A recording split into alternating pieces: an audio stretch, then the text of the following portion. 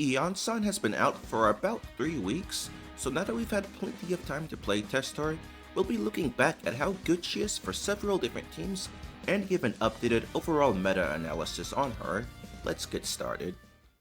As you can probably tell from the title of the video, I tried Iansan out with Cyno, and it was a lot better than I was expecting. Cyno jumps when using his skill. It's not a particularly high jump, but it's enough to recover a decent amount of Night Soul for Iansan. He can also do Infer-D as his combo to get a bit back from his dashes, although the Cyno in this footage isn't doing Infer-D all the time, because he's using Thundering Fury, completely throwing the combo off. So you really want to be using a set like Gilded Dreams or Echoes if using Cyno with Iansan. But between his skills and dash cancels, it's enough to maintain 42 Night Soul on Iansan up to the first Insir, and just shy of enough to last up to the second Insir as well. It might be possible to get it up to the second Insir with better input than I have, but it also depends on how soon before Cyno Iansan goes into rotation. Still, despite not getting the 42 Night Soul buff the whole time, Cyno can be used with sub DPS that can snapshot the full buff, and Scroll is also a great buff with excellent uptime for Cyno.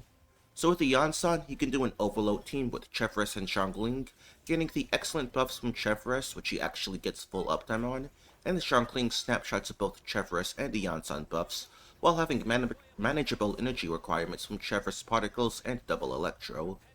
But something especially good here is that Iansan does not apply off-field Electro, so with Xiangling's super fast application, Cyno will be the overload trigger for most if not all of the time while he's on field. This is great because it lets him take advantage of his innate EM buffs and scalings for overload damage, which he usually can't do due to the Pyro usually being the trigger in these teams. And after the reaction buff in 5.1, Overload doesn't do too much less damage than Hyper Bloom, so Cyno on Gilded Dreams and then EM Sands along with the Res Shred from Chevres and Xiangling, his Overloads can realistically do about 20,000 damage, which is very similar to what his Hyper Blooms do in Quick Bloom, except Overload damage is AoE. Assuming you're able to get 13 Overloads on Cyno, this is Cyno's highest DPS team, which is a very pleasant surprise. Similar to how Xiangling can snapshot Iansan's buffs in Overload, Fischl can do the same in Aggravate. Now unfortunately, we do have to use Baizu as the Dendro, but he provides barely any offensive utility outside of applying Dendro, so this is noticeably weaker than Overload, but it has Baizu's Micro Shielding for some help with interruption resistance, and there's no Overload, so that can be better to play against enemies that get knocked around too easily. Now this team isn't as strong as Quick Bloom, but it is surprisingly close, so overall it is still a really good team option for Cyno. Moving on from Cyno, I tried Clorinde. As long as Iansan has her C4, Clorinde does maintain the 42 Night Soul buff.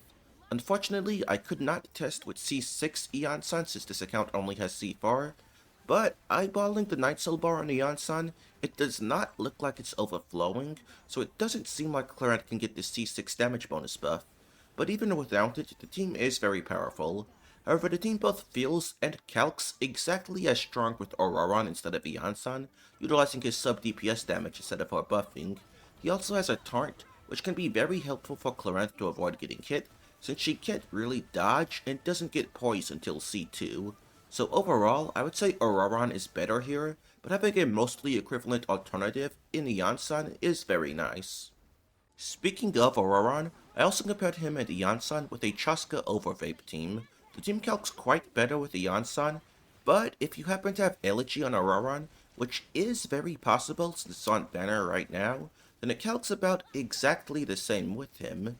This reflected just about like that in practice, with both teams dealing about the same damage to this local legend.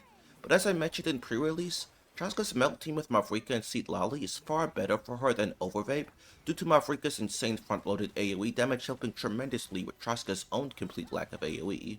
The Melt team also scales far better with Chasca's constellations, but if you are playing Overvape instead of Melt, Iansan is fantastic here. Just don't expect her to be any better than Auroron if you already have him on Elegy. There's also Kinich, and the great thing here is that Iansan can be used either in place of Emily or in place of Bennett, and you'll get great results either way. If using her in place of Emily, the only way you'll get Scroll in the first rotation is if you use Kinich's Burst at the start, but you're not always going to have his burst up at the very start of a rotation, so most of the time you won't have Scroll until the second rotation and onwards, but it's still very strong regardless. The caveat with replacing Bennett is you're now relying on Iansan's healing for sustain, and her healing is really bad. This may be fine depending on what enemies you are facing, but if you don't find it to be enough, then Toma can be used as the Pyro. The team will still be proper strong while having no circle impact and also a shield. Next, Xiao. As we know, Iansan cannot buff Anemo with 4-piece scroll, so her value is heavily decreased with Xiao, but he does still appreciate attack buffs a lot due to how much damage bonus he already has, especially if using the new ult set. Plus 15 seconds of buff uptime with C6 Iansan is great for Xiao's long field time. Based off eyeballing Iansan's Night Soul bar, it does seem that Xiao will get her C6 damage bonus buff. With it, he will deal higher personal damage with Iansan than a C0 Farina, which results in higher DPS. But if Iansan does not have her C6, missing out on those extra 3 seconds of uptime and her damage bonus buff will put her beneath a C0 Farina. And if you have any of Farina's constellations at all, then Iansan will not be better even at C6. And then we have Arlecchino. Something I've seen a lot of people mention is that Arlecchino moves forward a good distance with her N1, and in melt teams, she performs in 3D as her combo, so if you make sure you are dashing backwards each time, she's moving a pretty good distance.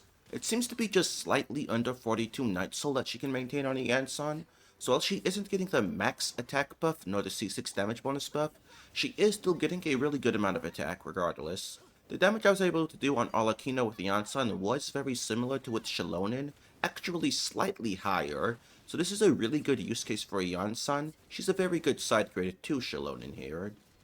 And then for another pyro DPS, we have that boy Gaming. He's a plunge DPS and can run around to chase the lion between his plunges, so he can naturally get 42 Night Soul on Iansan.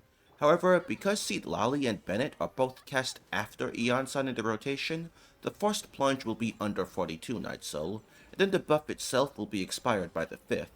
If Iansan doesn't have her C6, then the 4th plunge won't have the attack buff either, so only 2 out of 5 actually get the full buff.